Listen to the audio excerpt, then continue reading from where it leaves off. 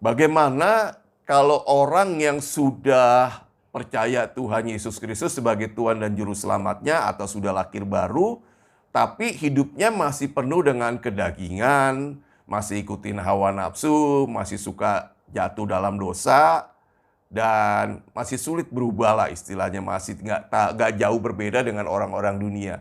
Nah, pengaruhnya apa sih, dampaknya apa sih? Itu mungkin timbul pertanyaan di dalam diri kita atau di dalam diri Bapak Ibu. Nah, ada ayat firman Tuhan di dalam 2 Timotius pasal 2 ayat 20 dan 21 dari versi firman Allah yang hidup. Saya akan bacakan ya Bapak Ibu ya. Dikatakan begini, di dalam rumah orang kaya bukan hanya terdapat piring mangkok dari emas dan perak, melainkan juga dari kayu dan tanah.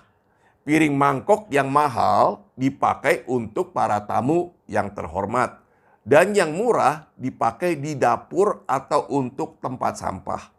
Jika engkau menjauhi dosa, ya perhatikan, jika engkau menjauhi dosa, engkau akan menjadi seperti piring mangkok dari emas murni yang terbaik di dalam rumah, sehingga Kristus sendiri dapat memakai engkau untuk tujuannya yang termulia. Jadi Bapak Ibu, ternyata kalau kita setelah lahir baru dan di sini kita dikatakan menjauhi dosa, ternyata kita tuh seperti perabotan dari emas murni yang dipakai Tuhan untuk tujuan yang mulia.